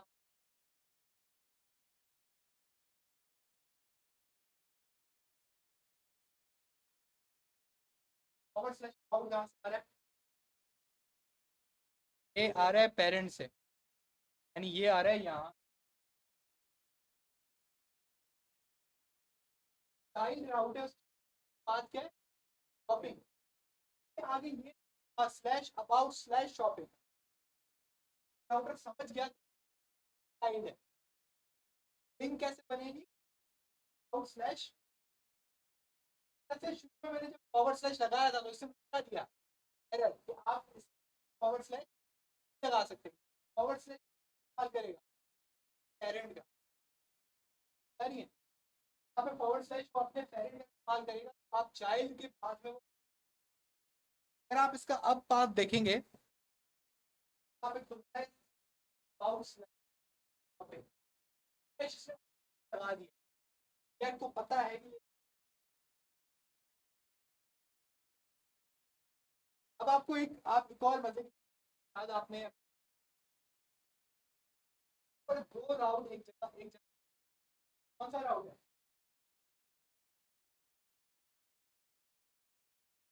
दबाव ये आउट कंपोनेंट, कंपोनेंट एक साथ होते हैं, तो थोड़ा सा और इंटरेस्टिंग बनाते हैं के लिए, हाँ उसके फॉरवर्ड स्लैश नहीं आएगा उसको, इसकी वजह से कि वो रिएक्ट खुद लगाता है, तो बेसिकली रिएक्ट खुद लगा रहा है, तो क्या बन जा रहा है slash about slash slash shopping, cover बन गया क्या, आउटलेट क्यों दिया था, हाँ हाँ बहुत अच्छा क्वेश्चन,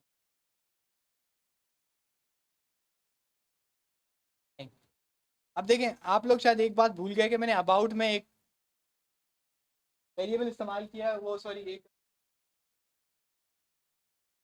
आउटलेट, थोड़ा उड़ाते हैं देखते हैं क्या होता है, इसको थोड़ा उड़ाते हैं, अब मैं इसको दोबारा forward slash about slash shopping enter मारा, नीचे आपको कुछ दिखा आउटलेट की, इसका मतलब ये है कि पेरेंट के अंदर कौन सा चाइल्ड कौन है,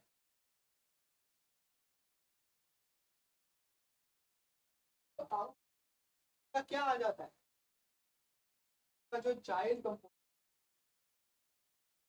आउटलेट बेसिकली क्या होता है,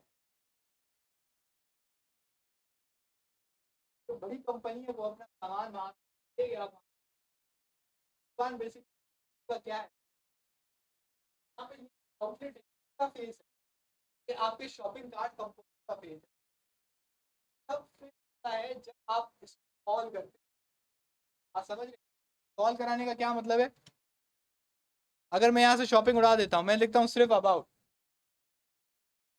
मतलब है कौन सा टैग खाली है, आउटलेट का टैग खाली टैग में इसको, लेकिन अगर आप इस पर फॉरवर्ड स्लैश क्या लिखेंगे,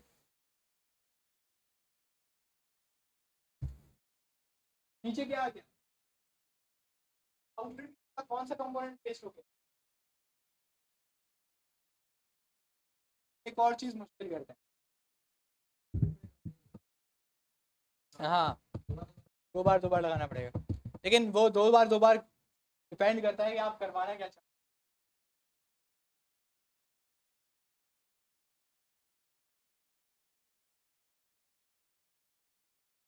हैं, आते हैं क्या सबसे बड़ा यूज केस है मेरे भाई, इसका जो यूज केस है ना वो आपको पूरी वेबसाइट बनाने में हेल्प करेगा, कुछ ना कुछ तो फटेगा आज, अब कंपोनेंट में हम आते हैं, कंपोनेंट में आके हम क्या करते हैं, हम एक न्यू फोल्डर बनाते हैं, न्यू फोल्डर में फोल्डर का नाम क्या है,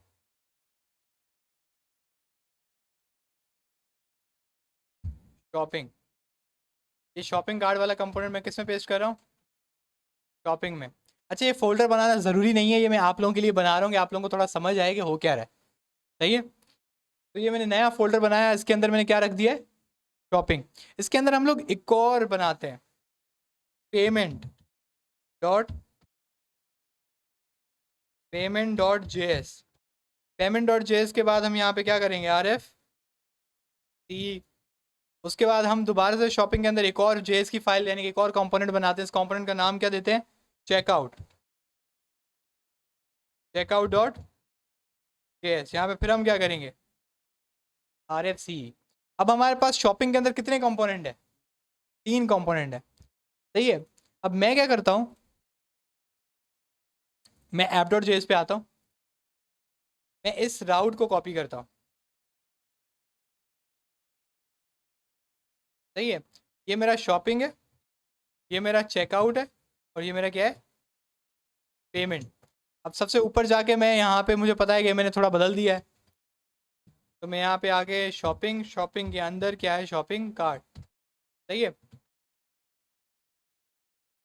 इसको हमने दोबारा से कॉपी कर लिया है। अब इसमें हम क्या पेमेंट लेकर आ रहे हैं, और तीसरे वाले में हम दोबारा से ये काम करेंगे। अब इसमें हम क्या लेकर आ रहे हैं, चेकआउट, सही है। अब पेमेंट को हमने कॉपी किया, हमने यहाँ पे पेमेंट कर दिया। ये मैं थोड़ा जल्दी जल्दी कर रहा हूँ क्योंकि ये फजूल चीज़ है और ये आप लोगों को आती है, इम्पोर्ट एक्सपोर्ट करना तो आता है, सही है। अब यहाँ पर आगे सारी सी बात है, पहला शॉपिंग कार्ड ऐड हुआ है, तो दूसरे में क्या होगा, पेमेंट, सॉरी ये पेमेंट यहाँ पे होना चाहिए, और उसके बाद क्या होगा, चेकआउट। अब ये जो स्लैश अबाउट का पेरेंट कंपोनेंट है, इसके कितने चाइल्ड कंपोनेंट हो गए, 3 हो गए। बात समझ आ रही है। अब हम क्या करते हैं कि हम अबाउट में जाते हैं, अबाउट के ऊपर इधर आके हम लिखते हैं, एक तो होम है, होम के साथ हम लोग क्या लिखते हैं, 3 कंपोनेंट और बनाते हैं। हम बोलते हैं अबाउट स्लैश शॉपिंग। उसके बाद क्या होगा, अबाउट स्लैश पेमेंट। उसके बाद क्या होगा, अबाउट स्लैश चेकआउट, सही है। तो ये मेरा शॉपिंग है, ये मेरा पेमेंट है, और ये आखिरी क्या है, चेकआउट। अब ये आपका पेज है, सही है। ये बहुत बेकार हो गया, ये आपको समझ, खैर समझ तो आप गए होंगे क्यों बेकार हुआ है, सही है। आपके पास अब इसके पास 2-3 आपके तरीके होते हैं। एक तो आप तरीका ये कर सकते हैं, क्या होता है इसका यार, एन बी एस पी। लेकिन अब एन बी एस पी वो समझ रहा है कि कुछ और है, लेकिन चलो काम कर लेते हैं ना, उसको बी आर कर लेते हैं। बी आर सबको पता है ना, जिसको नहीं पता वो घर चला जाए, सही है। तो यहाँ पे आके हमारे पास अब हमारी एक बहुत ही खूबसूरत सी नेविगेशन बार तैयार है, सही है। मज़े की बात है, ये जो नेविगेशन बार है सिर्फ आपको कहाँ दिखेगी, ये आपको सिर्फ कहाँ दिखेगी, अबाउट के अंदर, सही है। सबसे पहले उस नेविगेशन बार में जाने के लिए आपको कहाँ जाना पड़ेगा पहले, अबाउट में। जब आप अबाउट में जाएंगे तो ये क्यों, क्योंकि ये सारा कोड किसके अंदर लिखा हुआ है, अबाउट के कंपोनेंट के अंदर लिखा हुआ है। जब अबाउट, जब तक कंपोनेंट नहीं चलेगा तो आपको ये भी नहीं दिखेगा। आउटलेट का वो जो था वो किसके अंदर था, अबाउट के अंदर था। अब आप देखें, मैं होम पे क्लिक करूंगा तो मैं जाहिर सी बात है होम पे वापस आ जाऊंगा। अब मैं अबाउट पे क्लिक करूंगा, अब मैं क्लिक करता हूँ शॉपिंग पे। शॉपिंग में हमने क्लिक किया तो नीचे क्या आ गया, शॉपिंग। पेमेंट पे क्लिक किया तो नीचे क्या आ गया, पेमेंट। चेकआउट पे क्लिक किया तो क्या आ गया नीचे, चेकआउट। विदाउट रीलोड मैं एक ही कंपोनेंट के अंदर क्या चेंज कर रहा हूँ, पेजेस। आप समझ रहे हैं, क्योंकि वो पूरा का पूरा एक अलग कंपोनेंट है जो कि निकलता है, दूसरा आता है, ठीक है, दूसरा निकलता है, तीसरा आता है। तो आप पूरे पूरे पेजेस चेंज कर रहे हैं, पूरे पूरे कंपोनेंट चेंज कर रहे हैं एक क्लिक ऑफ बटन से, और आपका पेज रीलोड भी नहीं हो रहा। बात समझ आ रही है।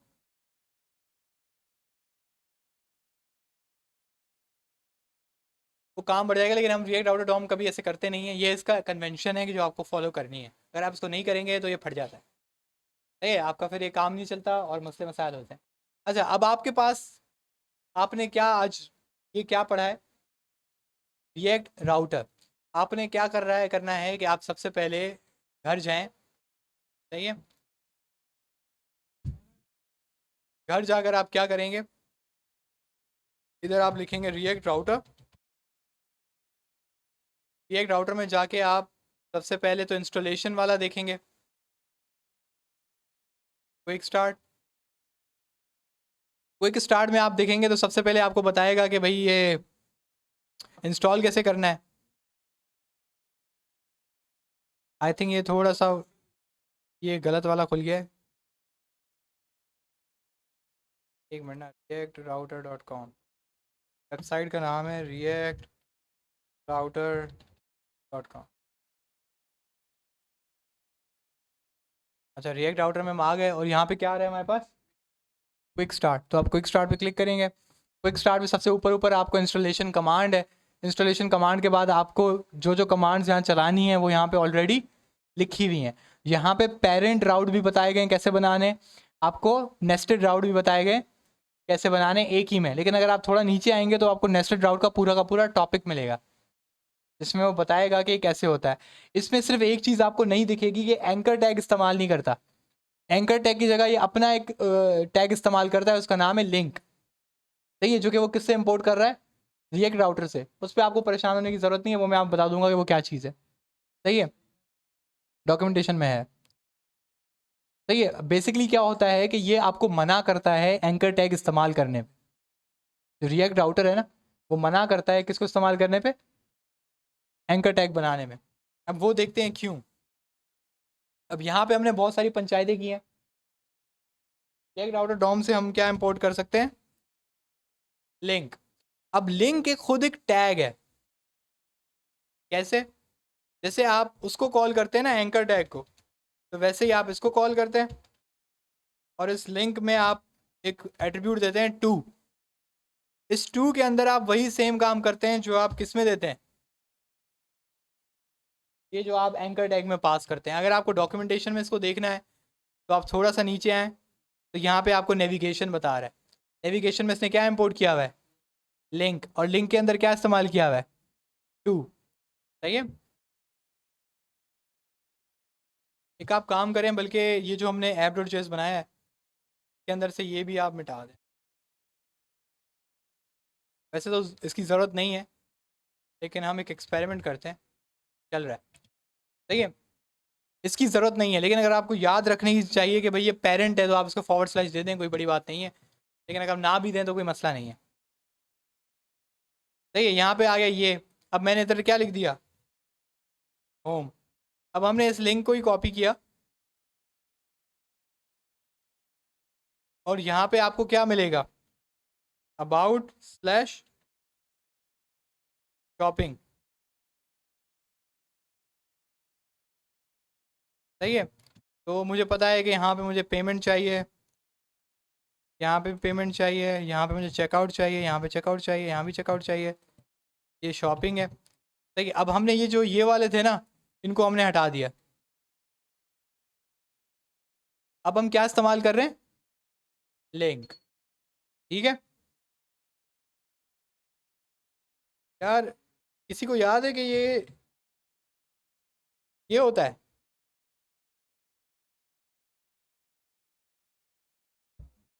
नेव नेव बार होता है, नेव आइटम होता है। थोड़ा कबाड़ा हो गया दोबारा क्योंकि यहाँ पे वो बी आर नहीं है।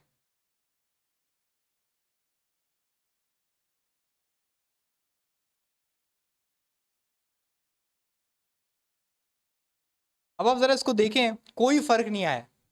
हालांकि मैंने एंकर टैग हटा दिए हैं, लेकिन फिर भी आप देखें कोई फ़र्क आया है, डिट्टो सेम है। अब हम होम पे जाते हैं, आप होम पर आ गए। अब अबाउट में जाएं, आप अबाउट पे आ गए। लेकिन आप शॉपिंग को क्लिक करें तो नीचे क्या आ गया है, शॉपिंग। आप पेमेंट को क्लिक करें, यहाँ पे क्या आ गया है, पेमेंट। लेकिन आपने एक बात नोट की, ये ज़्यादा फास्टर है, ये ज़्यादा फास्टर है। और इसका एक और मसला ये था कि ऊपर अब इसको नोट कीजिएगा, ये घूमेगा नहीं। ये रीलोड वाला जो बार है ना ऊपर वाला, ये घूमेगा नहीं। ये देखें, चेकआउट ऊपर वाला घूमा। सही है, पेमेंट, शॉपिंग, पेमेंट, चेकआउट, ऊपर कुछ भी चेंज हो रहा है नहीं। लेकिन इस पे क्या लगा हुआ है, एंकर टैग। ये मैंने अभी तक लिंक नहीं किया, ये एंकर टैग था ना। अब जरा ऊपर नोट कीजिएगा, देखें वो क्या होता है। घूमा। तो एंकर टैग जो है वो डेलिबरेटली, क्योंकि वो HTML है, तो वो उसको पुश करता है आपके रिएक्ट को उसको रीलोड करने पे मजबूर करता है, क्योंकि ये एंकर टैग की प्रॉपर्टी है कि वो रीलोड करके क्या करता है, पेज बदलता है। लेकिन जो इन्होंने रिएक्ट राउटर में आपको दिया हुआ है लिंक, लिंक को पता है कि आप अपनी रिएक्ट ऐप के अंदर ही घूम रहे हैं, तो वो रिएक्ट वाला जो रीलोड वाला फंक्शन है उसमें क्या हुआ हुआ है, टेबल। बात समझ रहे हैं? लिंक और एंकर टैग में कोई फर्क नहीं है, बिल्कुल सेम चीजें हैं दोनों, दोनों सेम बिल्कुल एक तरह से वो भी दिखते हैं, टैग्स हैं। लेकिन लिंक के अंदर क्या चीज डिसेबल हुई हुई है, रीलोड होना। अब आप जब इसको क्लिक करेंगे तो ब्लिंक ऑफ अ सेकंड आप देखें वो आपके पेजेस चेंज हो रहे हैं, स्पीड चेक करें। और वहां पे वो थोड़ी बहुत, अगर आप यहाँ पे आएंगे तो एक एक हल्का सा जर्क आएगा, थोड़ी देर के बाद ओपन होता है। क्यों? क्योंकि वो उसको पेज रीलोड को हिट करता है। सही है। आप इसको फिर क्लिक करें तो बेहतरीन। बात समझ आ रही है? तो ये पूरी क्या चीज़ है, रिएक्ट राउटर। अभी रिएक्ट राउटर में एक और चीज़ रहती है, पासिंग डेटा थ्रू लिंक्स। आपने कभी नोट किया है कि जब आप किसी वेबसाइट पे जाते हैं, यहाँ पे आते हैं, तो ऐसे करके कुछ लिखा हुआ होता है। सही है। ये क्या होता है, ये कैसे पास हो रहा है, क्यों भेजा जा रहा है, अ, ये पढ़ना पड़ेगा। अब कभी कभी ऐसा भी होता है, यहाँ पे लिखा आता है 2, कभी लिखा आता है 3, कभी लिखा आता है 3 1 2 3, कभी लिखा आता है 35, ये कुछ नंबर्स होते हैं। सही है।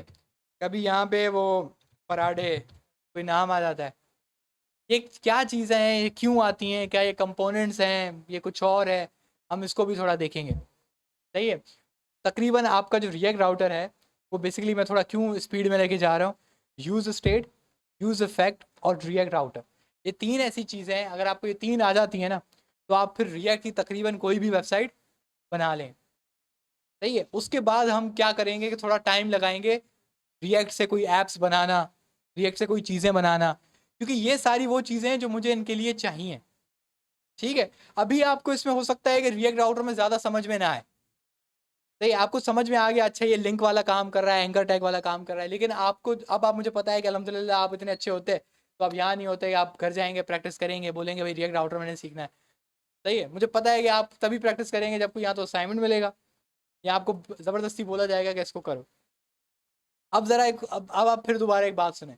आपको लास्ट टाइम एक असाइनमेंट दिया गया था कि एक आपको क्या बनानी है, एक वेबसाइट बनानी है, लेकिन उस वेबसाइट को कहाँ पे लेकर आना है, रिएक्ट पे। सही है। रिएक्ट, उसके कंपोनेंट्स ब्रेक करने हैं, नेविगेशन का अलग कंपोनेंट, नेविगेशन के अंदर का जो बटन है उनका अलग कंपोनेंट। अब ये नहीं कर देना कि अबाउट का अलग कंपोनेंट, वो कॉन्टेक्टर्स का अलग कंपोनेंट, एक ही कंपोनेंट बनेगा, उसमें प्रॉप्स के थ्रू डेटा अलग पास कर दो। थोड़ा दिमाग चला लो। ये उसके बाद आपका होम की जो इमेज, जो होम का डेटा है उसका कंपोनेंट, सही है, उसका नीचे वाले सेक्शन का कंपोनेंट, चौथे सेक्शन का कंपोनेंट, फुटर का कंपोनेंट, तो ये सारे कंपोनेंट्स हैं। आपको इसको कंपोनेंट में आप ब्रेक करना है। अब उसके साथ साथ और क्या चीज़ लगानी है, रिएक्ट राउटर। सही है। ये वीडियो मैं अभी अपलोड कर दूंगा। रिएक्ट राउटर जब तक घर पे बैठ के जो जो चीज़ मैंने की है ना यहाँ पे, जब तक आप इस वीडियो को फॉलो करके नहीं देखोगे, आपको ये चीज़ समझ नहीं आने वाली। यहाँ पे बैठे रहोगे, सुनते रहोगे, सुनते रहोगे, सुनते रहोगे, कुछ नहीं होगा। नहीं, मुझे पता है सुनने से रिएक्ट राउटर नहीं आएगा, ज़िंदगी में नहीं आएगा। तो आपको क्या करना है, घर जाके रिएक्ट राउटर को प्रैक्टिस करना है। बात समझ रहे हैं? रिएक्ट राउटर का मतलब समझ गए, इस सिंपल पेजेस की तब्दीली। अब लेकिन एक और हम लोग काम करेंगे अब फाइनल, या मेन डॉट जेएस पे आएंगे। मैंने क्या इस्तेमाल किया हुआ है, ये कौन सा टैग इस्तेमाल किया हुआ है, एंकर टैग। और आपको पता है कि हम इसमें एंकर टैग इस्तेमाल नहीं करते। ये कौन सी इंपोर्ट है,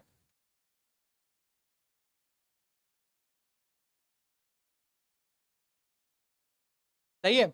अब मैं लिंक की जगह यहाँ पे पेस्ट कर देता हूँ लिंक, यहाँ पे पेस्ट कर देता हूँ लिंक, और एचरेफ की जगह क्या आ जाएगा,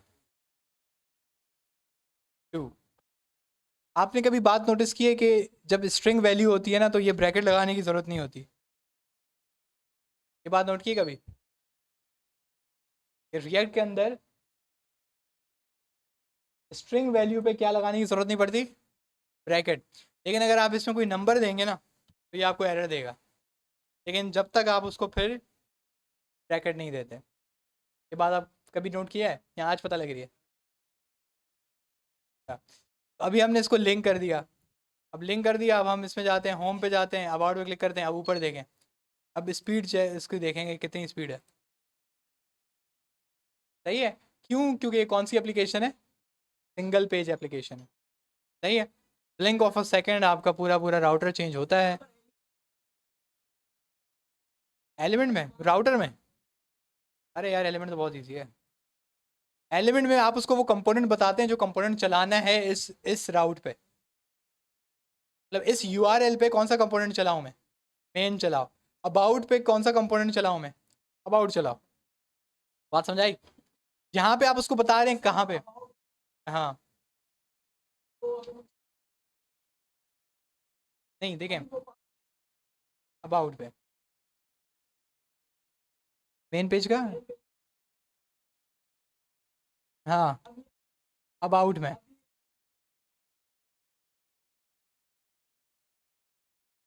आप अबाउट पे क्लिक करेंगे ना, तो ये जो अबाउट का कंपोनेंट है ये चल जाएगा।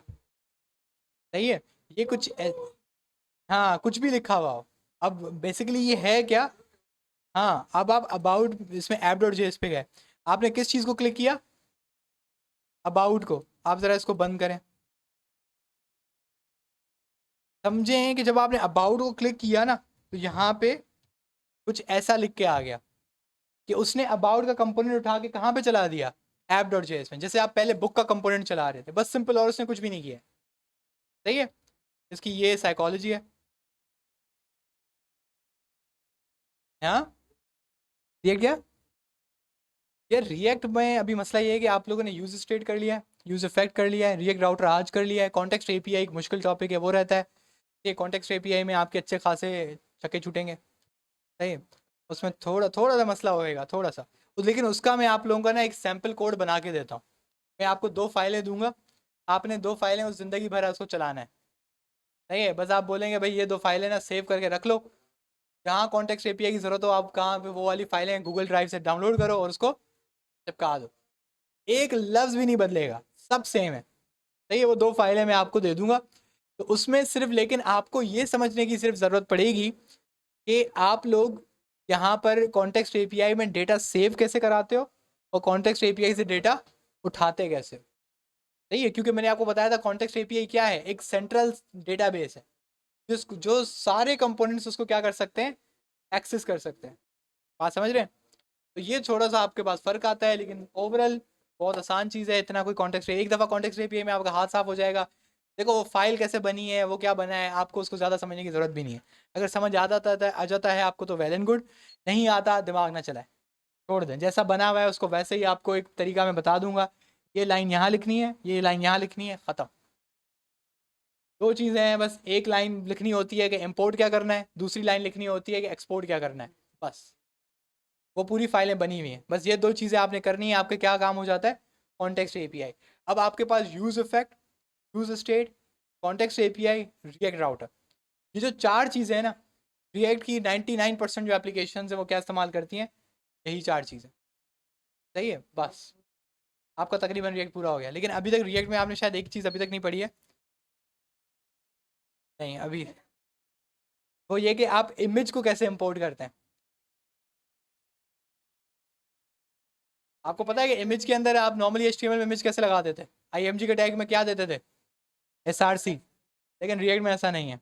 आप एसआरसी में लगा के देखिएगा लिंक, वो दिखाएगा ही नहीं। सही है। हाँ, जिन बच्चों ने थोड़ा बहुत सर्च किया है उनको पता होगा कि इसमें कैसे चलाई जाती है इमेज।